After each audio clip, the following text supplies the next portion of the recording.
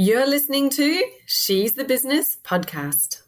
Today, we're talking all about integrity over influence, how to transform your sales approach in the age of authenticity so you can stop hating sales and boost your new client welcome rate by 20% or more, right?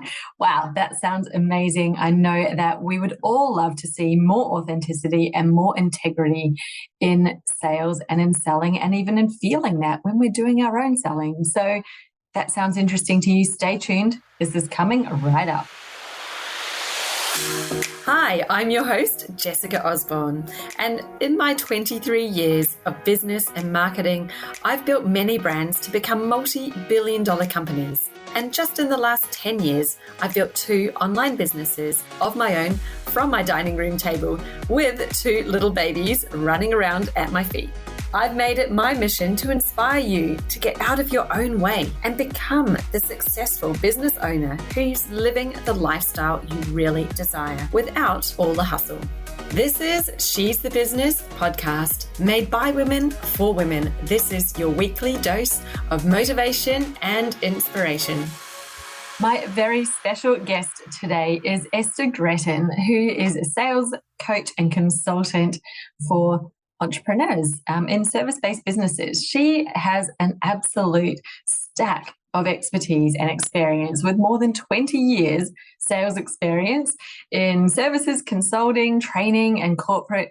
She's had her own businesses for over 10 years now. She spent 5 years lecturing in business, marketing, and sales at universities and has been a qualified executive coach for more than 11 years. Wow, that is some serious credentials there. Now, Esther knows her thing when it comes to sales, and most importantly, not icky, salesy tactics that are sort of there to hoodwink you or get you to say yes to something you don't really want. But she's absolutely all about authenticity and integrity when it comes to selling and just making the whole process feel super easy. So I know you're going to love what she has to say. She's got so much value that she provides in this chat that we have together, really helping to explain what the stages are of the sales process, and particularly around the sales call, which I think is where we all feel the most awkward, right? But she breaks it down and explains what this means for us and how we can remove the ick and remove the awkwardness and feel confident and obviously have a much better result because of it. So without further ado, let me play this interview for you and introduce you to the lovely Esther. Awesome. I'm here with Esther Gretton, who is a sales coach and consultant. Esther and I actually met because she came and joined me in my Business Jam program a while ago, and it's been amazing to see her really grow and evolve into this business, which isn't her first rodeo, but she's going to tell us a lot more about it. And then we're going to have a great chat all about selling with integrity over influence. And that is really Esther's entire premise, I think, around your business. Would that be right, Esther? Yeah, absolutely. Spot on. It's integrity of influence is really an area that I'm excited to talk about today. Yes, amazing. Now, can you tell everybody exactly what it is that you do in your business? Who do you help with sales? What is it, more specifically about that you do help them with? Yeah, sure. First of all, thanks for having me on today. Really appreciate it. I have got my own coaching and consulting business, and I've been in business now for about 10 years. So as you mentioned, rightfully so, it's not my first rodeo, but this time, or this iteration of my business, I've really decided to niche down on my area of expertise. So I am sales coaching and consulting service business owners to really help them sell with ease, particularly on sales calls or sales meetings, whether it's in person or on phone or on the Zoom on a Zoom call like we are today.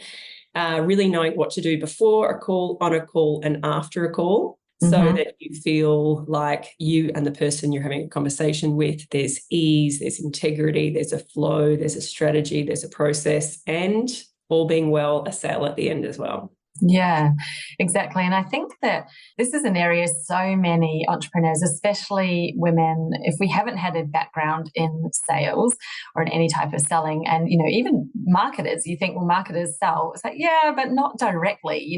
It's more through messaging and things that you're doing that indirectly sell. So for so many of us, it's not a natural place to be. And I think for me and what I see people talking about or really struggling with, two key things sort of pop up. One is around authenticity. They feel like, oh, if I'm going to be good at selling, then I'm going to be lacking authenticity, and it's going to turn into something that's not me. And the other one is, as you mentioned, integrity, and feeling like you can do this with integrity. And again, what do you think has driven this perception of selling as lacking those two things? And how can we bring them back in? How can we kind of shift that? Well, this disconnect between people's perception of selling and them doing it is such an interesting area for me. So have a think about it. Anyone who's listening on the call today, yourself, Jessica, have a think about a bad sales experience you've had in the past. We can think of so many dodgy sales experiences being the customer. Mm-hmm. And I think this is what happens when people go into business. They're generally good at something, right? So in terms of services, they've built up a whole toolkit, a wealth of experience in their area of expertise, and they're really proud of that. They've got credentials, they've got experience, they've put a business together. And then all of a sudden they realize, oh my gosh, I've got to sell these services as well. But what comes up for them, either consciously or subconsciously, is that selling is bad, selling is manipulative, selling is pulling the wool over people's eyes. And that's not the values that they have as a person. They've gone into business going, I'm good at what I do. I can make an impact in people's lives or businesses in my area of expertise, and I want to make a positive impact in some shape or form. And so that value and that thought process about what they do and then how they think about sales, there is a disconnect there. And that's what throws people. So they think that when they get on to a sales call or go to have a sales meeting or even think about selling, they retract because their values don't align with it. And this is the biggest challenge and hurdle that I think a lot of people in business have. They see people selling, or they've had experiences selling where it's been not how they would do it, or they don't like it. And they think, oh my gosh, I have to be like that. But this is what I want to share today and what I keep banging on about, what I'm passionate about, that actually you do not need to be like that. And please don't be like that, actually. Having integrity, and we'll go a little bit more into what that means today, is where the shift happens in conversations, particularly sales conversations. Absolutely. And so what would you say are the things that can help somebody to be authentic and to show up and lead that sales call with integrity and feeling really good about it? Are there some aspects that go into this so that you can feel that way? Yeah, absolutely. I think, first of all, recognizing how do you currently feel about selling and sales. That will really help you, first of all, figure out where to go from there. And then a little bit of a self-diagnosis of why is it that you feel like that, and where that'll help highlight the changes you need to make. So, for example, sometimes people's internal thought process or mindset around selling is that it's bad, that it's, as we mentioned, all of those things before. So if you can actually then go, okay, well, who am I as a person? I have integrity. I have a service offering that I'm really proud of.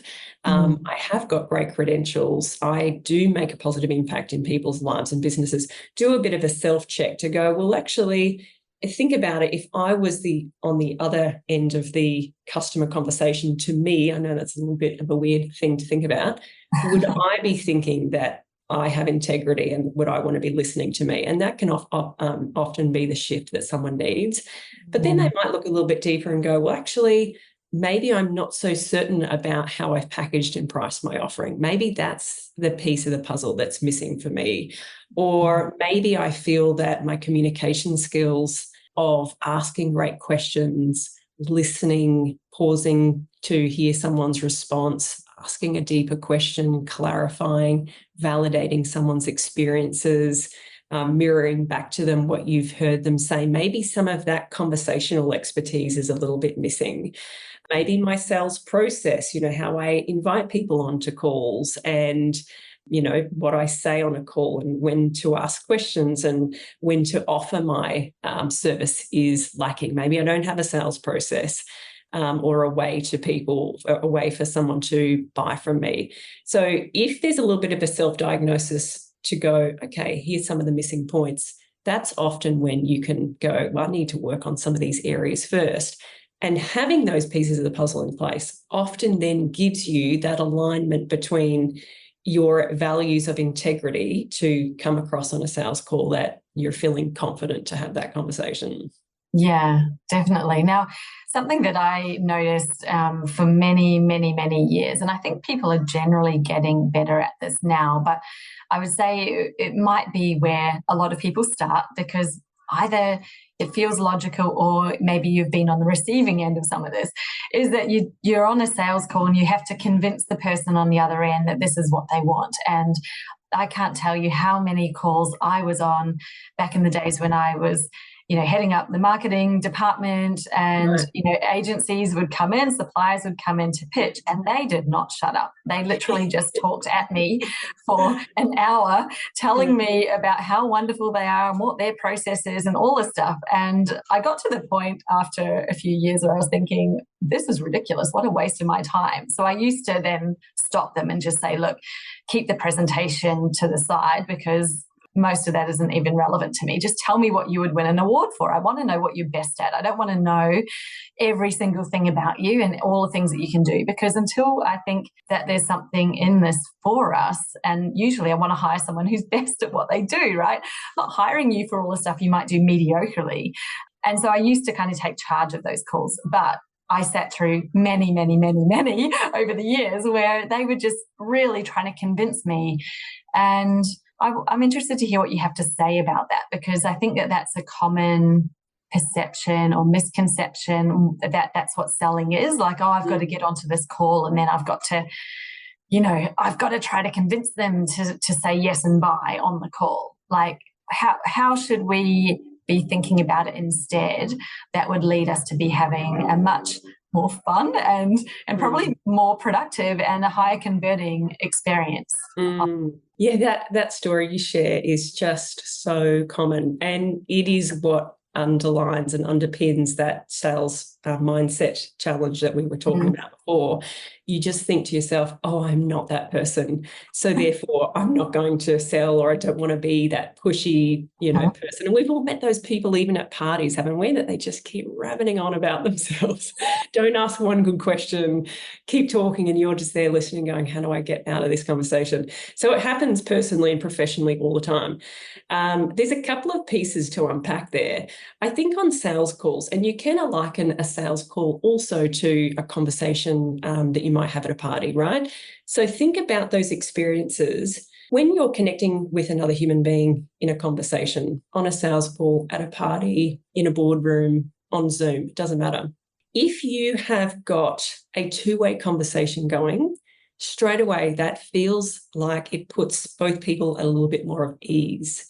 If one person is leading the way all the time and being the pushy, I'm going to talk all the time, I've got an agenda, we're going to get to this outcome, straight away the other person just feels at, what's the opposite of ease? They feel uncomfortable, they feel like their hackles are up.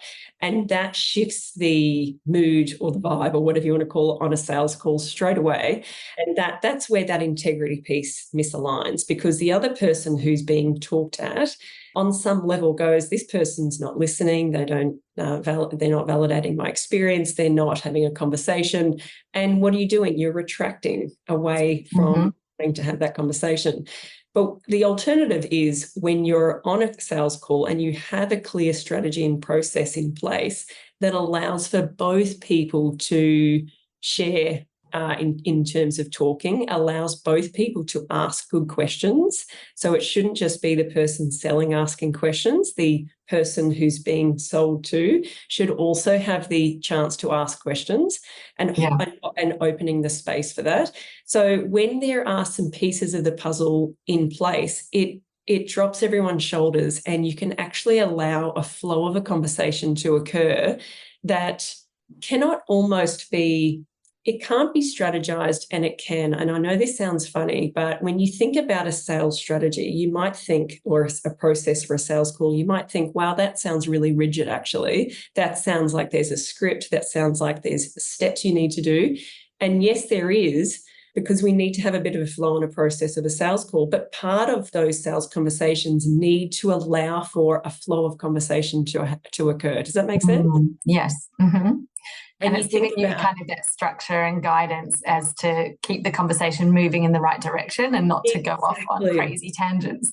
Exactly. I was laughing because I was thinking, gosh, some of my earliest sales calls, I remember just talking mainly because I was nervous, right? Yeah. And so I just would keep on talking. I was talking about them, but it was like I didn't shut up, mainly because I was so anxious, I think, being on that call. And it's interesting, like I look back now and laugh, and it was hilarious what used to go on. But, you know, if other people are listening thinking, well, I get nervous and I kind of, that's how I tend to fill the silence and the gap is by talking. You know, what do you say? How do you help somebody come into it so you're not even in that state? Therefore, you're not going to go off down these crazy tangents and carry on talking, even though you might have the framework there. You kind of, you know, I can just sort of imagine old me doing that. Even with the framework, I'd be like, trying to get through it all, you know, as fast as possible so I could get off the phone. Yeah, absolutely. And I know myself, you know, I've been selling in some capacity for 20 years in corporate for my own businesses for the last 10 years. And absolutely in my earlier years when I was learning the processes, I too was doing all sorts of weird and wonderful things, because you think, oh, this is how you sell, or somebody told me to do ABC. So what I would say for people, particularly in how to navigate that nervousness, which is the question you asked, is be prepared before a call. So there are a couple of things you can do. You can prepare the energy you have in terms of that nervous, anxious energy. If you're feeling quite nervous and anxious, you can actually do some, you know, somatic movements to sort of get that anxiety out of your body. Sounds weird and wonderful, but go and dance crazy by yourself in the living room with an awesome soundtrack on. And that can sort of just get that anxiousness out of your body. So that's sort of some, you know, body work you could do. Or listen or watch something hilarious that brings a little bit more lightness to you. So that's that sort of mindset shift. But in terms of the practical approach of what to do, having a clear process for your sales call is going to be everything. So what are you doing before a call? And some of those things that I just mentioned. Who are you speaking with on the sales call? What do you know about them? What questions are you going to be asking? How are you going to start the call off? How are you going to flow somebody through a conversation so that they're feeling heard and validated and respected? And that you can discover on a deeper level what their challenges and needs are, and how your service offering can best suit that, if at all, because sometimes we've got to be honest and go, I don't think I'm the right person for you, and refer on to somebody else. But without asking those questions, you can miss the boat on that. So having powerful questions and truly actively listening in sales calls. This is the biggest thing that I think when people are nervous, they don't listen so much to the other person because they're caught up in their own nervousness and anxiousness, and they just think, I've just got to get through the call. So they might ask the question, but they're not listening, and they're missing so much in that space of listening, truly letting go of your own anxiousness and staying present with that conversation, staying present with the person who's answering your question. That's where a lot of the magic happens, when you're actually purely listening and letting that person really speak what they need to. And even if you sort of see them, you know, look up and process and they're not saying anything for a moment, but you know that they're thinking through something, please let them speak. Let them get it all out of their mind and their heart. And then you can work with that information to help unpack things and position your services to be what helps them, if indeed there's a match there. Too often what happens in day-to-day life is people don't get truly listened to. And so when you rock up to a sales call and actually provide that conversational skill to someone, straight away people go, oh my gosh, no one's listened to me properly for a long time. Yes, yeah, that's so That's a true. really powerful thing to do. And Mm. just shifting the mindset, going, why am I feeling nervous? Coming back to that self-audit that I mentioned at the start.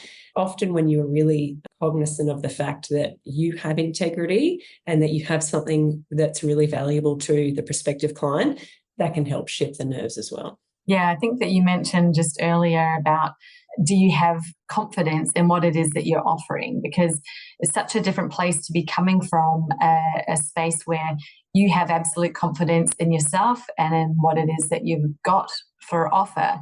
And it's really just a conversation with someone that you may or may not end up, presenting it to them and saying, this is what I've got.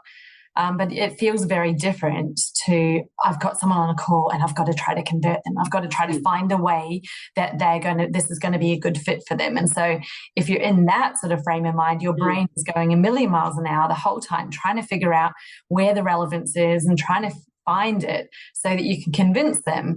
And what I'm hearing you say is that that's not what we're looking at doing at all. Like if you're coming in, want to do sales in a way that you will have a higher conversion and be attracting, signing on your ideal clients, it's being able to be in a place where you're able to host that call in a way that, the person's really feeling heard and understood.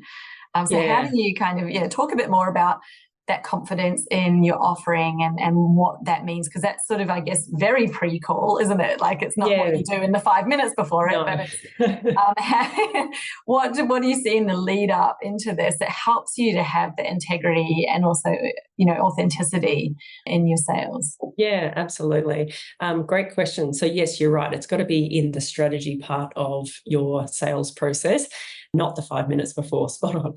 So when you think about packaging and pricing your offering, this is what gives so much confidence and integrity in what you've got to offer.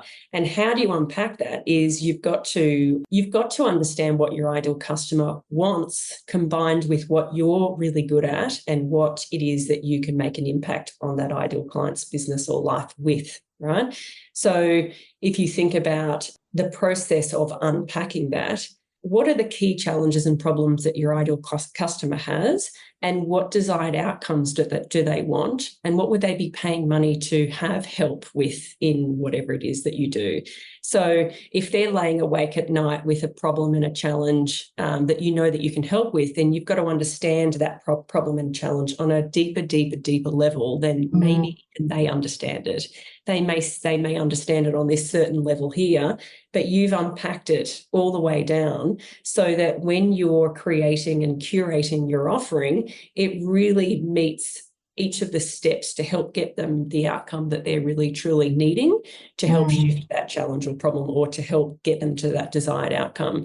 Because on a sales call, when you're unpacking their challenges and where they're at and what they would really like and what their desires are and what, the brand new day would look like, so to speak, in their business or life, then you have done the work prior to understand that on a deeper level. And it might be a little bit different for every individual or every business that you speak to, but there are going to be some general themes and occurrences that happen. And that gives you the integrity and the credibility and authority to then offer this solution to them, knowing that you've already taken the ideal client's challenges and ideal outcomes in mind already prior to that call. It's also got to weave in what are you good at? What's your credentials? Are you adding in things to your service offering that I had a lot of experience with? I've done that in the past where I thought I needed to offer this whole thing. And turns out that I was really great at maybe 70% of it, and 30%, it's not like I wasn't great at it, but it wasn't an area of genius. And when I stripped that back and purely offered what it is that I was great at, that aligned with my integrity more and helped me articulate it better. And just imagine just that different feeling for you, knowing like what I'm offering is actually what I'm amazing at.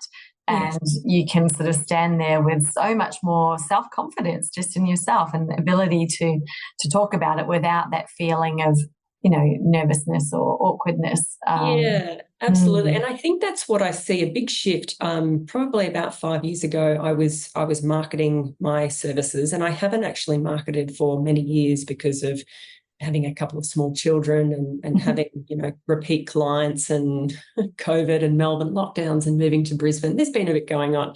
So back 5 years ago, marketing online was quite different than it is now. And this is this integrity over influence piece that I wanted to talk a little bit about today as well, that I think back then, and I can only share my experiences from sort of 5 years ago to now, and probably even a little bit longer than 5 years ago, it was the age of, in my perspective, being able to do it all. There were, the business coaches that were saying, I can help you with Facebook ads and sales and marketing and copywriting, and thinking that they had to be everything to everyone. I don't know. Do you agree with that, Jessica? Are you seeing a shift now to people? Well, I used to find it really interesting because I would see people that were like a life coach, but would also help you with your business. I'm like, whoa, so you're actually trying to encompass someone's entire life and everything. Like, are you good at helping them with their life and what they're doing? Or are you actually a real business mind? And they were really trying to do it all. They were just like, I can coach you on everything. And I'd be like, oh my goodness. Like, no one can even visualize what that means, like you're literally the guru of life. I don't think anyone can be. You're not going to be a guru of everything or a master of everything, right? And for me, as someone, Esther, I'm very, very strong on getting specific with your niche and how it's so important to be able to stand out, and standing up actually in your space and owning it is kind of a bit scary at times. And I think that's why so many people decide to stay broader, is because they are afraid of standing in that one space. And there's a whole lot to that, but it doesn't do anyone any favors to try to, when you're so broad and generic, then it's like you're trying to wield this great big ship. Like no one knows what's on the ship. It's so enormous. We'll get lost if we went on a journey. Absolutely. And that's, I think, where the misalignment of the integrity, people think, oh, if I'm in service-based business, I need to be offering all of these things. But really, when you narrow down what you're really great at, pertaining to the challenge and issue that your ideal client has and helping solve that for them, that's the biggest integrity piece. And that when people feel that they're offering something of great value, and it truly is that, the other person picks it up on so many levels, through the tone of voice, through your conversational skills. There's so many levels that it comes across. And I think people more and more in this 2024 era that we're in, or year, the integrity piece, authenticity, is becoming more and more popular, which is great to see, rather than this, like, I've got it all together, I'm perfect, like everything's amazing, and just follow my steps and your life or business will be, I think people are seeing through that now, and they're a bit tired of it. So integrity and honesty is the way to put people at ease and help with your sales. But you've got to have you've actually got to have a service offering that's going to help people. You can't just use these conversational skills to use that as a trick tactic. You've got to actually deliver the goods and do what you're saying to people that you can help them with. Yes, exactly. And I think that this whole piece you're talking about really helps to get the right people on the call in the first place, doesn't it? Because then you're not going to be in the place of having just such a broad range of people booking calls with you and trying to figure out how you can be relevant to them. If you've sort of done that bit of work up front, then it should be the right people booking on a call with you. So talk to me a bit more about the integrity over influence. I feel like some people would still be like, but when I'm selling, I'm still trying to influence that person into saying yes. What's your take on it? Is there any influence, or is there an influence that's sort of like a good energy and done in a different way? Like, how could you share your perspective on how we do this in a way that really feels good and doesn't feel like any of, we're not becoming the Wolf of Wall Street. We're not. I just used him in a meme the other day. We're not hoodwinking people here. We're actually just real people who have a business and we want to help. How do we kind of stay in that energy and still have a conversion, success rate on our sales calls? I think this might be counterintuitive to what you would expect a sales coach to say, but I think actually letting go of this idea that we need to have every call result in a sale. I think Yes. that takes the pressure off straight away. You are not, and you shouldn't sell to everybody that you have a sales call with. And people might think, hang on a minute, you're a sales coach. You should be, sell, get all the numbers. But straight away, that energy or that sort of approach means that you should be, I have to sell to everyone, regardless of if they want it, regardless if what I can offer can help them. That straight away shifts the narrative. So if you shift it back to thinking, I'm only going to invite the right people to work with me, that's a shift straight away. Yeah. I know you and I are both happily married a long time, but think back to your dating days. Imagine if every day you went was going to be, this is going to be the guy or the girl or whoever you're into, right? Oh, it can't be that way. It's desperation and the stink of desperation. And also the potential.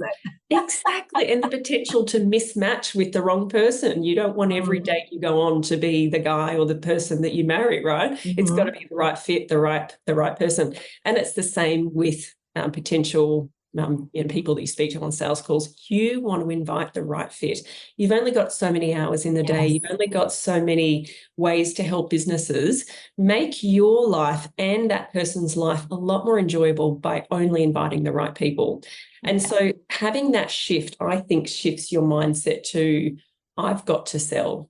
No, you've got to connect and get to know that person that you're speaking to genuinely before you even think about selling. Get to know that person on the call. Where are they at? Where do they want to go? Ask them so many insightful questions, truly listen to them and see if you're meant to be working together. Yeah. And a lot of the rest takes care of itself. So honestly, that's my biggest tip. I think that's so good. It feels to me like it's more like you interviewing each other. You as much as them, you want to find out if this person's going to be the right fit for you. And something that I love to say to people is, when my clients win, I win. So why would I want to bring on someone as a client who's not a great fit for me, who maybe isn't going to get great results? Because that's not going to be a win for my business, apart from the fact that they've paid me some money, sure, but that's like in the moment, in the instant. It's so much more valuable for me and my business if my clients are having big successes, because guess what? I've got a story that I can tell. And no doubt if they're having these successes, they're more than happy to share them, which is so much more valuable for a much longer period of time than that instant sale that we're just thinking about today. So for me, it's a strategic decision. Like, who do I bring on as a client, especially if it's a one-to-one, Yes. I want the people who are actually going to do the work, and we're not just going to go round in circles for 3 months and then they go, oh, well, this didn't work, and blame everything, the man, the dog, the cat, whatever else has been going on, blame the process, blame all these things, but actually they were just not the right person and the right fit or ready to do the work. So I 100% am always thinking, is this going to be the right person? And I think you mentioned earlier, refer them on. If they're not the right fit, how good does that feel when you're able to sort of go, I'm picking and choosing who my clients are? Absolutely. And when I think about, the approach that I take and the people I work with, they're predominantly on sales calls to work with people one-on-one. And they might be packages or programs or service offerings. But particularly this approach is really helpful when you're selling to somebody or you're hoping to invite the right fit client on a sales call, when you're then going to be working with them for a period of time afterwards. So that's another thing I want people to think about for sales calls, whether they're a 30-minute call, an hour, whatever they are. Utilize that time to go, is this going to be the right fit for me in terms of the person I'm going to be working with for the next 3, 6, 12 months on whatever project I'm doing? And if it's not, then you've only invested 30 minutes or an hour figuring that out. That's a good way to look at sales calls as well, that they're going to help save your energy, potential overwhelm and burnout and dissatisfaction from choosing to work with the wrong client. So you shift from, I'm not selling to everyone. I don't want to sell to everyone. I want to invite the right fit client, and I have a great offering, and I want the person who I'm offering my service to actually get a benefit from it. These are the things that are going to shift your thoughts around sales calls. Yes, amazing. Now, what would you say, I'm interested to hear your take on there's obviously the call, and I know that you have a really great process of what you do beforehand, what you do on the call, and afterwards. Is this the primary focus we should be looking at, or do you have any other stuff that we should be doing before that call even happens? Where is the focus, and what should it be on? Like, what would you say your top 2 or 3 tips are in terms of that? Well, I've created a bit of a framework because it's what I encourage my clients to do as well. It's easier to speak in frameworks than it is random ideas. It helps to just conceptualize and contain things. So I've created a 4-step approach, and the first is around sales mindset. So doing that self-audit of where is my sales mindset currently at? And that can also change day to day, right? We can have some days where we're like, I just do not want to get on calls, or other days you do. Why is that? What helps shift to you want to get on to calls every day if you do sales calls every day, for example, or I do them Tuesday and Thursday, so I want to do things to get into the sales mindset on Tuesdays and Thursdays. So it's around sales mindset and unpacking that. So that's sort of a deeper process to go, but you can start with that self-audit to just figure out where you're currently at and ask yourself, is your sales mindset actually real to your values, or are you projecting those bad experiences you've had in the past?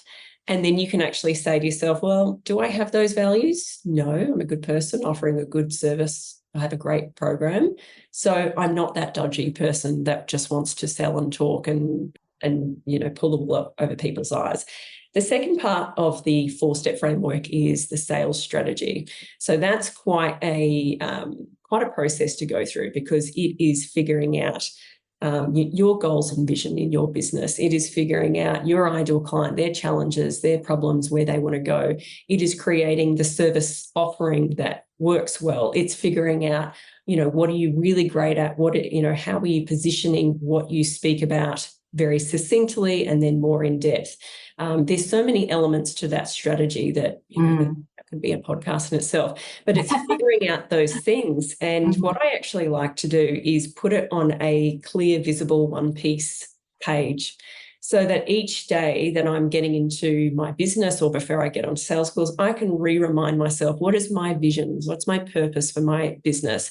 Who do I want to help? How am I helping them? And it just helps to shift my focus to come back to what's important, as opposed to maybe I had a bit of a crazy morning that morning with, getting the kids ready or whatever, right? Yes. Whatever happens in your morning, you don't want to go into a sales call with that energy.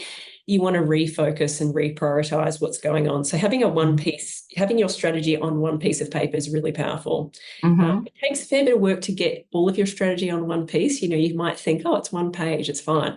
But figuring out that. And then the sales process is the third step. So what is the process that you have to get people onto calls? Are they easily booking in with you, or is there a lot of back and forth on email and DM? Is there an automated process that you have in place that makes it more seamless and easy for both parties to do it? And then what's the process that you're saying on sales calls? How are you starting off the call? What questions are you asking? When do you know to go deeper on something, or when do you know to go on to the next question? And this is a little bit part of communication skills, which is my 4th step. But coming back to the process, the sales process, when is the right time to actually offer your service as the solution? When do you not know to go too earlier in a call, or is to wait? When do you know when to be quiet and listen? When do you know to say, would you like to work with me in some shape or form? How do you say that? There's so many things, and this is going to change for every person. I think sometimes people think, in order for me to be good at sales, I have to be really outgoing, and I have to be the one that is that person that talks a lot, and I have to be super confident. But actually, you need a sales strategy and a process that suits your personality and your brand and your business. If you're more of an introverted person, you can sell. If you're very extroverted, you can sell. If you're shy, you can sell. Selling is not for the outgoing person who likes to talk. This is what people think. When I'm in sales calls, I don't like to talk a lot. When I'm at a party with lots of people around, I actually get really shy and nervous. I like to speak to people one-on-one. So you don't need to be that, but you need to have a strategy and a process that suits your personality and works with your own energy. And I don't mean energy in a woo-woo I mean your temperament, your personality, who you are, because that will actually help you come across more authentically and stop all of the overwhelm and burnout that happens when you don't need to be someone else, do you? You actually just come across as yourself. Exactly. The right people should connect with you. Now, I have a question just on process before we dive into the communication piece, but one of the things that I have a real, an authentic question about, because it's something that I hear some people say, I've never done it, but a lot of people say you've got to try to close the deal on the call, like get them to pay with their credit card while you're there on the phone. Don't let them leave the call until they're paid. And, you know, that's quite confronting to me because for me, I'm the sort of person that I do like to think about something, even if I'm feeling 100% when I'm on the call, I would still then feel awkward or really nervous if I was being pressured to get out my card and pay right then and there on the spot. So because of that, I think I don't do that to people either. When they come and have a call with me, absolutely, if they're ready to, the link is there and they can do it, but I'm never asking them to because I guess I reflect my own personality out onto them. What do you say about that? Because that would be, I guess, part of the process, right? What is your process for the call when you're asking them, and then how is the transaction actually going to happen after that point, which is clearly an important part of making the sale. We do want a transaction to happen. Is it on the call, after the call? What's your take on that advice with sales calls? Like, is it important to be getting a conversion on the call or? Yeah, great question. And as you were talking, I was actively listening, but I also thought about the training that I'd received in the past, because I've received lots of sales training at various times, good, bad, indifferent. And one of the ones was, so are we doing MasterCard or Visa today? Which is just like straight away, not even asking, Okay. The double bind, isn't it? Yeah. So you go, MasterCard. Oh, okay. And that's just tricking people. So I think, this is a bit of a, it's a question that's tricky to answer, but simple at the same time. So if I think about the sales work that I've done in the past, there's been some instances where it was really appropriate to ask for the sale in the moment. But if I think about the ideal clients that I know that you and I share, I actually think that that's the wrong thing to do, to ask for the sale on the call. If it seems like the person is ready to buy in that moment, you might offer it. If they're going, look, I'm so excited to work with you. This is, when can I start? Like, can we start our first session like next week? I've got some time on Tuesday. If that's the way the conversation is going, then sure, go for it then and there, because you've seen that the other person has come towards you, is ready, is saying yes, is wanting to get a start date in the diary. Because I've absolutely been that customer before, where I've been so excited to work with someone, I'm like, let's do it. Bang, let's do it. I'm already 100%. Yes. So if that's the case, then go for it. Whereas if you've gone through your sales process and you've gotten some buying signals, you're like, I genuinely feel like this person is excited to work with me, and I can also feel that they might need some time to think about it, then my perspective is you honour and have integrity with what information you're receiving from that person. And you're receiving information directly, i.e. they may say to you, look, this is great, but I just need some time to think about it. Or you might be receiving the information indirectly, which is they just, there's a little bit of, I wouldn't say uncertainty necessarily about what it is you're offering, because if you've got a clear sales process, there shouldn't be a lot of uncertainty. And if there is, that's your process to actually ask some deeper questions to help unpack some things. Yes. But I don't think asking for a sale on the call or making a sale on the call every time is the way to go. What I do think is that you have a sales process after a call to make that sale easy if it's the right fit. So this might be controversial, but I'm a big believer in offering something that's of time-sensitive value after a call. So you have got a sales process in place, hopefully, that, after the call, you send them an email, recapping, or you've got something already created and you've got links for them to, buy your services. So it's, it's all automated and set in place. And that you offer something that is of time-sensitive nature, that if you're ready to work with me and if the time's right, to honor that, I want to gift you something. There's going to be something that's of value for them to receive within that time period. And the reason that I do that is that, one, I want to give people time to think, and it could be a day, it could be 48 hours, it could be a week. It's different for every person and what they're offering and what they need to do behind the scenes to make that happen. You could be selling to a bigger business that needs, to get buy-off or budget approvals, or you could be selling to one individual that just needs to sort out a few things, right? So that time period varies.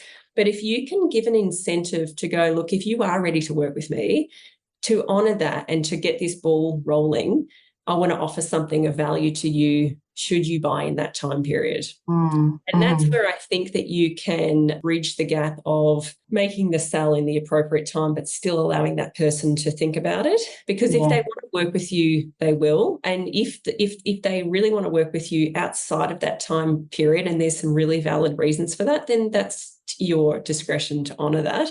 But I think sometimes people back out of things, even if they really want to, for things that just might be their own limitations or challenges. And if there is an incentive that's of true value, that could be the thing that helps them make that decision to move forward. Yeah. It's really smart. I think that, what I see a lot of the time, because we're in decision fatigue and certainly in overload, is just the longer that we take to make that decision, the less likely we are to make it. So you just sort of, even though you were 100%, the longer you sit on that fence and not actually jump off, then you tend to kind of get stuck on the fence. And it's that procrastination. So offering that time-sensitive, gift or additional incentive is actually like, well, I was already a yes, and now here's the reason why I'm definitely getting down off the fence now, and I'm not going to think about what I need to think about over the next week, because, let's be honest, and I'm speaking from experience because I'm a classic overthinker at times,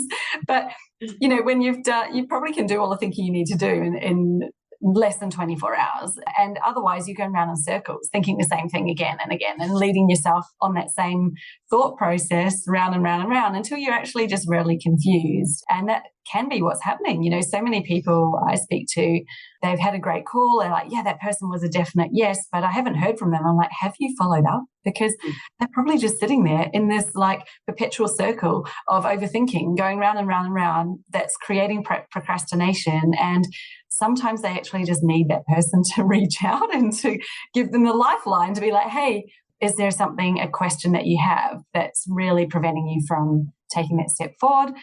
Can I help you with that? What can we do? And it's so interesting, I think, just that human behavior and the psychology around it, right? Yeah, and it's the fine balance, psychology and human behavior, understanding humans and doing things that are going to be of value, as opposed to understanding humans and doing things to push and manipulate. So it's that fine balance. You want to be able to understand people and do things that are going to help them without pushing too much in a way that is coming across as manipulative. So I feel like that strikes a good balance in terms of honouring people's decision-making processes. And if they're on the fence and they're like, you know what, even that incentive that she's offered, it's not enough. It doesn't feel right to work with that person, or I really don't need this right now, then just let it be. Great to chat with you, and I hope you get what you need, and, best of luck. You don't want to convince everybody. No. But this is something that's going to help people who are really going to work with you, but, they're overthinkers, or they're trying to talk themselves out of it for reasons that aren't actually helpful for them and their business, whatever it might be. Exactly. Now, I did want to circle back to the fourth part of your framework, and I was hearing you say in that process and talking about do the sale on the call or not was all about, actually listening to their cues. So that's really is using some of that communication, right? Whether it's visual or verbal, taking it at their pace and what you can see happening there. So talk to me a bit more about the sort of communication that is required and what you mean when we're saying communication, because there's so much that can come into it, I think. Yeah, there really is. Communication skills I find absolutely fascinating on so many areas of my life, not just business, but understanding how people communicate their ideas, how people have conversations is really, I could talk about this all day, every day. So next podcast episode. exactly. It's so fascinating. There's so many areas to it. I think sometimes people feel that conversations are two people talking about things, whatever the topic is, but there's so much more to it than that. And I think what really comes across to me, especially right this point in time, there's so much around AI and technology and how amazing it is. And I'm totally on board. I love it. I love as much of that as that I can learn. And I'm married to a cybersecurity guy who's really into a lot of this stuff. So I get subjected to it whether I like it or not. But I think that the more that AI and technology is prevalent and used in business, the more that we need great communication skills as humans. So I was listening to a podcast recently that was talking about the Women's Agenda report. And Women's Agenda are a body here in Australia that produce lots of helpful information. They've got a yearly report. And it was talking about the top skills that they want emerging leaders and business owners to be having. And empathy and communication skills is right up there, above having knowledge around AI and technology. The ability to have a really powerful conversation is life-changing for business owners, and the ability to have communication skills that are integrity-led, that meet the other person where they're at. And this is the biggest thing in communication. Often, as the experts that we are, we go into conversations way ahead or way to the side than where their ideal customer is at. And so all straight away, you're lost. A sales mentor, an old boss of mine, used this terminology: step in the river where they are. So where are they in their river, and step into them with them where they are, and move up to the river or to the side or wherever you're going together. That takes a lot of awareness in a conversation, right? So that's where good questions and asking powerful questions is going to help you figure out where they are in their river, where are they at in their business and life and challenge. And it then helps you ask deeper questions here, as opposed to further up the river where you've already lost them and they don't know what you're talking about or what's going on. So having awareness of where they're at, connect with them where they are, that's really powerful in communication. And this takes a lot of awareness, and it takes a lot of stepping away from your own internal dialogue, which is the challenge because people feel nervous and anxious. But when we are actually present with the person, we can see and feel and observe so much more than if we were stuck in our own nervous cycles internally. That information gives you so much for your conversation to have, but it also sends a really powerful message to the other person that you're a safe person to speak to. Because when you miss the awareness of where they're at and you talk way over down here or across here, that person on some level goes, they don't see me, they don't hear me, they don't understand me, I don't trust them. They're not consciously thinking that, or they might be, but that's what's happening on a subconscious level. There's this really great guy, Dr. Stephen Porges, who has the polyvagal theory, and I have been nerding out big time on this space because it's really powerful in sales conversations. Awesome. The polyvagal theory is, and I'm not going to do a great job in articulating because I'm still in the early stages of learning about it, but it's effectively humans pick up so many cues from the other person, and those cues help you feel safe with somebody. So when you're having a sales conversation as the customer with somebody who is a dodgy salesperson, what's happening in your nervous system is you're picking up all of these cues that you feel, I don't feel safe with this person. And I don't mean like safe as in they're going to hurt you. I hope not. But safe as in I can't trust them. I'm not going to open up to them. They don't respect me. All of those things happen. So when you're having a conversation where you're picking up lots of cues of safety from the other person, your guard is coming down. You feel, I could open up to this person. She's listening to me. I trust her. She's actually providing something of value to me on this call. That's really helpful for me. I trust this person. oh, she's listening to me again. She validated my experience. How good does it feel when someone validates your experiences, right? Yes, All of those things in communication are part of this, what's happening in your body, your nervous system, your brain. And these are a lot of the time subconscious. So that's the wealth of information that conversation skills can have. It's just unlimited to help effectively the other person feel safe to want to open up with you and talk and work with you and, buy your services to help their business or their life.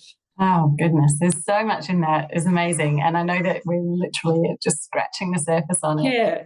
It's fascinating, isn't it? I love the different levels of communication and just how much, you're gaining on that surface level. But there's so much going on, below the surface as well at any time.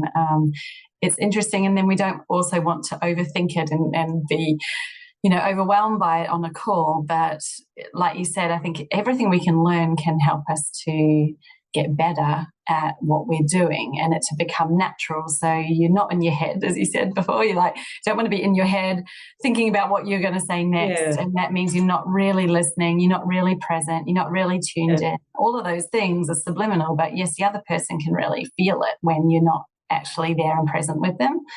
Absolutely. And I think on that note too, it just reminds me of some other sales training I had where they got to they wanted to you to categorize your ideal clients in terms of their personality types. Were their personality type, were they an owl? Were they a peacock? And you were going to sell to that person in this way, and you were going to sell to that person in that way. And when you think about it, by going into a sales call thinking, okay, I've got to figure out what personality they are and I'm going to sell to them that way, straight away, that's disconnecting in the moment, isn't it? Because you're categorizing somebody, oh, she's very outgoing, so I'm going to sell to her like this. It's disconnecting in the moment. And I think communication skills are incredibly simple and don't need to be categorized. It is purely about having awareness, listening, asking good questions, being present. All of that helps the other person feel safe. And then you've just got so much more room to have a really powerful conversation. Simple, hard, all at the same time. That's why they're called communication skills. We have to build up skills to, get better at things. Yeah, exactly. And when you have develop those skills, they're just going to come across naturally. You're not going to need to be thinking about it. But yeah, I love that you said, maybe we do that thinking outside of the actual time that you're on the call so that, then you just go, right, I've got this. I understand all that information, but now I'm just going to show up and be present and just, trust yourself to be able to incorporate it without overthinking it at the time. Yeah. It's probably one of the hardest things to do. But it's challenging, but what you said was spot on. Practice communication skills with the people in your life, whether it's your kids, your partner, your friends, your mum, whatever. Next time you're in a conversation, ask questions and, have that person talk, really let them talk. It's a phrase called holding space, right? Hold space, particularly, oh my gosh, kids love it when you actually hold space for them to communicate or your partner and let them get everything off their chest, what they're saying, whether it's a lighthearted conversation or a deep one, it doesn't matter, and purely be present, hold space, listen. And then instead of jumping in with your thought on it, you can then validate their experience. Wow, it was really powerful that you said to me, blah, blah, blah, blah, blah. And they go, oh my gosh, she's listening. Oh my gosh, like that person's validating my experience as opposed to me jumping in with my thoughts and views on what you've just said. Listen, validate, understand, learn. Try it with your friends and family. Let me know, find me on Instagram or whatever. Let me know how it goes because it's really powerful and it helps you build the skills to go, wow, these are actually incredibly powerful skills and they're just kind to people. Yes, it's so simple too, right? It's so simple. And you don't have to jump in with a solution and don't jump in with away. Exactly. Listen, part of me feels that what's helped me be so good in sales all these years is that I've been someone who's really good at listening and holding space. And I feel like if I could teach that and a bit of a sales process around it, people would be great. But it's hard to do it. It really is. It takes quite a bit of awareness and it takes quite a bit of, unpacking so much around communication that we've been taught. So simple but challenging. Practice at home first. Possible as well. Absolutely Totally possible. Yeah. Yeah. I mean, just think of the times that you've had conversations with people who have done those things. They've listened, they've asked great questions, they've held space, they've validated your experience. And it's so nice talking to those people, isn't it? Yes, absolutely. Have you ever helped someone who was like a lost cause in terms of, I just can't even get on a call. I don't want to talk to people. I could never sell. Have you been able to help anybody like that? Yeah, absolutely. Yeah, one of my clients, she was selling via email for 6 years. Oh, wow. Yeah. And she was selling a, significantly priced service. So it wasn't just a quick, low value offering that could be sold via a DM or an email quite easily. Yeah. And she back and forthed it on email for years and years and years. And it was so exhausting. And she was so great at what she did, but she was shy and nervous about sales calls to the fact that she just didn't do them. And so when we met and, met her at a business networking event and she became a client, she really understood, oh, wow, there's a process to it and I can be myself and I can use the values that I have as a person on a call. And it was uncomfortable like anything new is, but when she had a tailored to her structured bespoke approach, she gave it a go and that's how she sells now. And her numbers went up through the roof in terms of what she was selling. Her client satisfaction went through the roof too because she was actually getting to know somebody on a call rather than email. You're not really knowing their personality. You can't ask them a lot of questions. And she just reduced all of that time by email. She's like, oh, my God, this is saving me a lot of energy and time as well. So, she's just someone that pops up to mind. But, I've helped plenty of people in that space. Yes. Because I think once they have that shift of, oh, I don't have to be that, and usually actually the people who are like that actually have quite high integrity. So it's a relief for them to go, oh, okay. I don't have to do all of these dodgy things on the call. I don't have to give it all away and become someone who I'm not. Or do all these tactics that they see. I've been following a few or watching a few Instagram accounts of like some real typical sales bros over in the US. And I'm like, oh my gosh. Oh, they're just so bad that no wonder people shy away from selling, selling with integrity, especially if you want to attract people who also have integrity is the way to go. Yeah, absolutely. And I'm sure that the others can attract each other and they can go off into their own little world. Exactly. Let them be. Do you have any one final takeaway or anything that you wanted to share with anyone listening today who's been following along and loving what we're talking about? Is there anything that you feel we've left on the table that you'd like to share? I think that if you're a service-based business owner and you're running a business and you've got clients and you're delivering a great service and offering to people, first of all, well done. Like, how good is that? There's so many people wanting and dreaming and hoping, and you're out there doing it. So first of all, kudos to you. And second of all, if you're out there doing it and you're feeling like sales is tricky, the biggest shift, knowing that integrity is actually the foundation for a good sales conversation, can often be a feeling of relief. So I just want to leave people with the feeling that to be good at selling is to have high integrity and to respect someone. And if you hear that and you feel relief, then I'm really glad that you feel like that, because that's how it should be. Yeah, absolutely. And yes, I think there is someone there with a problem that they can't solve and they're looking for someone to help them. And if you can help them, why wouldn't you want to? That's what you're there to do, right? So it's actually just helping that person to take a step forward if the fit is right. And there's nothing gross or icky or yuck about that. That's actually like, they want the help. That's why they're on the call in the first place. Exactly. Yeah. Help them with what you've got. And if you feel in that self-audit space that we talked about way at the start of the call, if you feel like there's missing pieces, then work on that. And that's going to help you come around to realigning to having integrity with what it is that you're doing. So amazing. Yeah. That's so good. Thank you, Esther. Now, if anyone wants to connect with you and learn more about what you do and even just follow along with some more of your amazing value that you give, where would be the best place for them to find you? Yeah, so I am on Instagram on the handle Esther Gretton, Esther _Gretton. And I've got my own website, esthergretton.com, ESTHERGRETTON. How many times in our life we rattle off the spelling of our name? And I have a 30-minute free sales strategy session that people can get on a call with me, and we can unpack some of what we've spoken about today. And you'll experience my selling process, which people are like, I wonder how a sales coach sells. So if you want to experience that, you're welcome to. And if I've got something of value to you, I'll offer that to you at the end of the call. And if not, then I'll redirect you to somebody who can help you.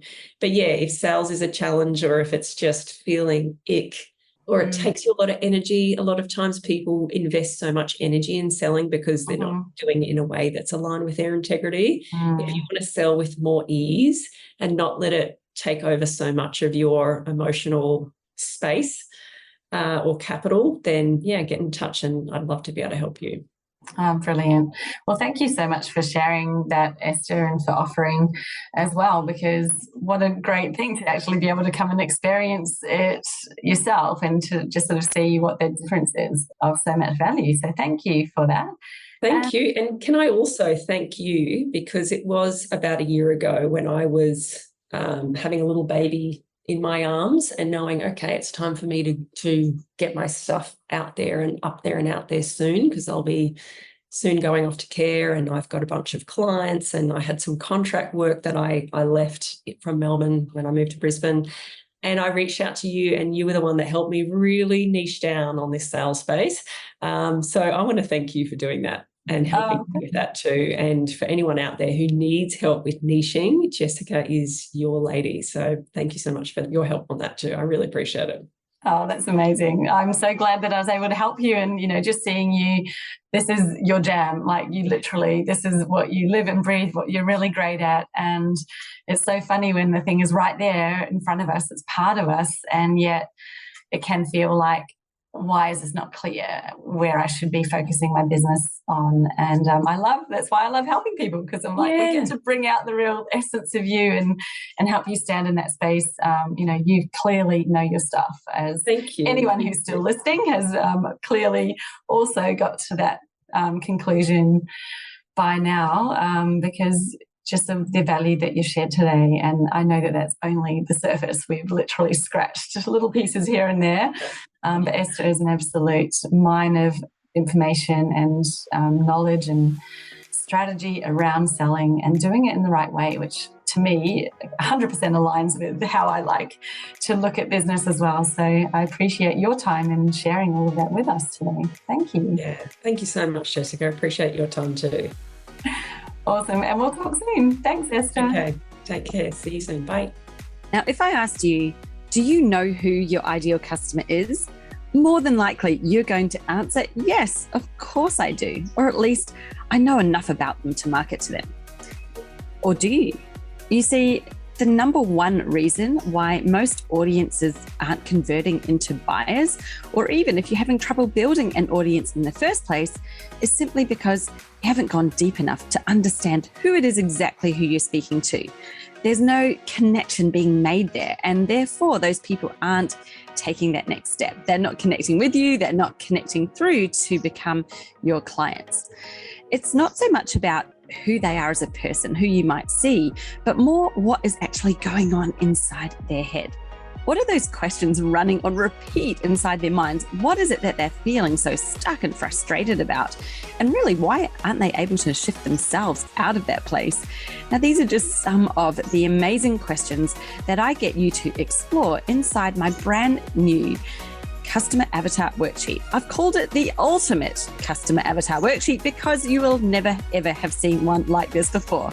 It is so much about what's going on in the mind, with a couple of questions just to help you get the visual profile of who it is you're speaking to as well.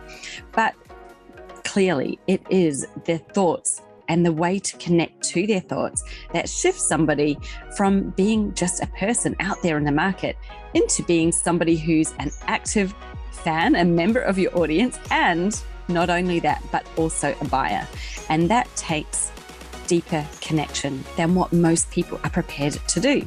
So if you're prepared to go that additional step to get really deep and meaningful with your ideal customer, then head over to my website and download this free worksheet right now, and you can get started. It's at jessicaosborne.com/customer-avatar. I've got the link for you here in the show notes, so you can hop straight over there and just get it, download it, and let me know how you get on. Like, how did you find this exercise that I take you through? Because I guarantee you're going to learn more than one brand new thing about your ideal customer that you never knew before. So enjoy, good luck. I hope you love it as much as I do.